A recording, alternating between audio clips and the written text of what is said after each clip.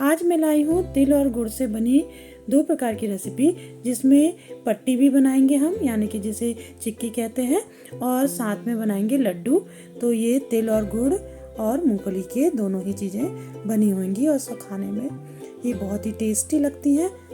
और इसमें घी का यूज़ कम करेंगे और गुड़ का यूज़ करेंगे, तो ये बहुत ही हेल्दी होने वाली है। तो बच्चे बड़े सभी लोग बहुत अच्छे से खाएंगे। तो फ्रेंड्स, मैं हूँ शालिनी और आपका शालिनी फूड जंक्शन में बहुत बहुत स्वागत है। तो मैंने यहाँ पे गुड़ ले लिया है। ये बहुत ही मीठा और डार्क कलर का गुड़ है, खाने में बहुत ही टेस्टी लगता है ये गुड़।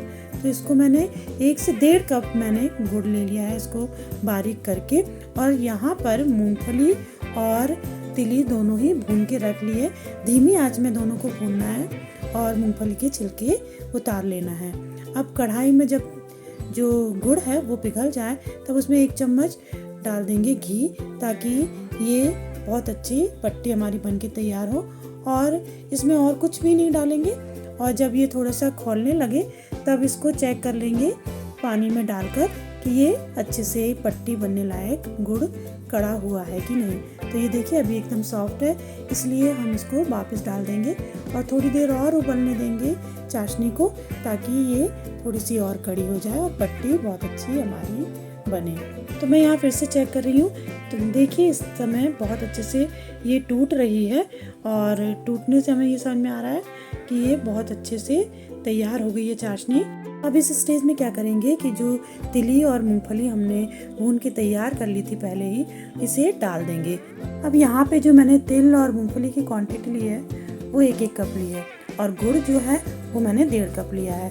तो आप गुड़ ज़्यादा भी कर सकते हैं, ज़्यादा भी अच्छा लगता है। तो ये आपके ऊपर डिपेंड है कि गुड़ आपको कितना लेना है। बहुत ज़्यादा अगर लेंगे तो गुड़ का ही स्वाद आएगा, इसलिए उसको या तो बराबर ले लीजिए या थोड़ा कम लीजिए, तो बहुत अच्छा रहेगा। अच्छा, ये जो प्रोसेस है तिल और गुड़ को मिलाने की, ये हमें जल्दी जल्दी करना है, क्योंकि क्या होगा, गुड़ जो है वो जमने लगेगा और फिर हम पट्टी नहीं बना पाएंगे। तो ये सारी प्रोसेस थोड़ी सी जल्दी करिएगा। तो यहाँ पे मैंने जो गैस की पट्टी है उसी में मैंने थोड़ा सा तेल लगा लिया था, और बेलन में भी तेल पहले से ही लगा के रख लिया है, ताकि जल्दी से हम इसे बेल सकें। तो दोनों चीज़ों में आप पहले से ही ग्रीस उसको कर लीजिएगा।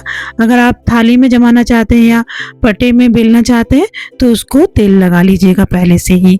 तो यहाँ पे मैंने पट्टी जो है वो बेलना शुरू कर दी है, और जितनी बारीक बेलना है, जितना पतला बेलना है, उस हिसाब से बेल लीजिएगा। और अपने मन चाहे आकार में उसको अभी से ही कट कर लीजिएगा, क्योंकि बाद में ये जब कड़ी हो जाएगी ना, तब ये कट नहीं हो पाएगी। इसलिए पहले से ही जब ये थोड़ी सी सॉफ्ट रहे तो कट कर लीजिएगा मन चाहे शेप में। तो देखिए यहाँ पे थोड़ी सी कड़ी होने लगी है, तो थोड़ी देर से कट हो रही है, मतलब कट करते करते मेरे को ये थोड़ी थोड़ी कड़ी होने लगी थी। तो मैंने इसको फटाफट कट कर लिया है और इसको निशान लगा लिए हैं, ताकि ये इजीली निकल सके। अगर आप मेरा वीडियो पहली बार देख रहे हैं तो मेरे चैनल को सब्सक्राइब ज़रूर कर दीजिएगा, और रेसिपी कैसी लग रही है मुझे कमेंट करके ज़रूर बताइएगा, और लाइक ज़रूर करिएगा। तो ये देखिए अब थोड़ी देर बाद ये इसको मैंने निकाल दिया है, और हमारी जो पट्टी है वो पूरी तरह तैयार है। अब लड्डू की तैयारी कर लेते हैं। तो इसके लिए मूंगफली जो है वो मैंने हल्की सी कूट ली है, और इसको मिक्सी में बिल्कुल भी नहीं चलाइएगा, हल्का सा दरदरा सा कूट लेना है ऊपर से, मतलब एक मूंगफली के 2 से 3 टुकड़े कर लेना है। और साथ में गुड़ को भी हमने काट लिया है, ताकि ये एकदम पिघलते समय जल्दी से पिघल जाए और बिल्कुल भी जले ना। तो ये कढ़ाई में डाल देंगे। उसी कढ़ाई में मैंने डाल दिया जिसमें मैंने पट्टी बनाई थी, उसी कढ़ाई में मैंने ये गुड़ डाल दिया है, और थोड़ा सा पानी इसमें डाल दिया है, आधे कप के करीब। यहाँ पे हमें कोई चाशनी नहीं बनानी है, केवल गुड़ जो है वो पिघल जाए तब तक हमें इसको उबालना है। तो मैंने आटा लिया था, उसको भून लिया है, घी में भून लिया था, और जैसे अपन पंजीरी भूनते हैं ना, सेम वैसे ही इसको भून के रख लेना है। बहुत ज़्यादा घी भी नहीं होना चाहिए और कम घी भी नहीं, जैसे देखिए इस तरीके से कंसिस्टेंसी का होना चाहिए। अब इसमें क्या करेंगे, जो कुटी हुई मूंगफली थी वो डाल देंगे, और थोड़ी सी तिली भी डाल देंगे, और चाशनी में डाल देंगे 1 चम्मच के करीब सौंठ, तो सौंठ पाउडर यूज़ करें या फिर आप अदरक ग्रेट करके भी डाल सकते हैं। जो भी आपको ठीक लगे वैसा आप डाल लीजिएगा। और अब मैं यहाँ पे क्या करूँगी कि थोड़ा थोड़ा मैं ये पंजीरी या फिर जो आटा भूंजा था वो लूँगी और उसमें थोड़ा थोड़ा जो चाशनी बनाई है उसको डाल दूँगी और फिर लड्डू बांध दूँगी।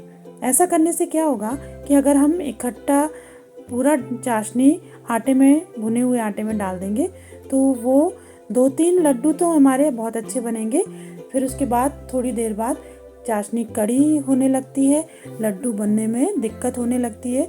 इसलिए अगर आप इस तरीके से प्रोसेस करते हैं, थोड़ा लेके 4-4, 5-5 लड्डू का, तो बहुत अच्छे से लड्डू आराम से बना सकते हैं और बिल्कुल भी हड़बड़ी नहीं होती इसमें।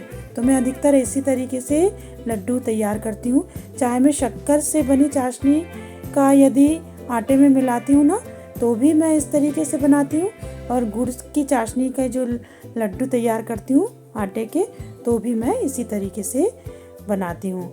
अब क्या करना है, लड्डू को बांध के मैंने थोड़ी सी तिल बचा ली थी, उसको तो ऊपर से थोड़ी सी कोटिंग कर देंगे तो दिखने में बहुत अच्छे लगेंगे।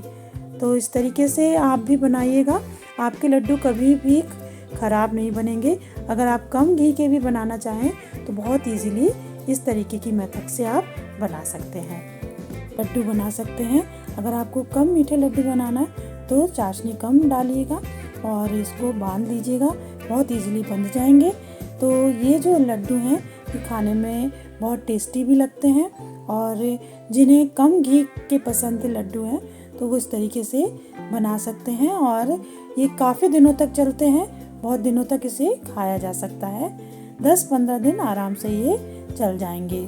तो सर्दियों में इन्हें खाइए और एंजॉय करिए।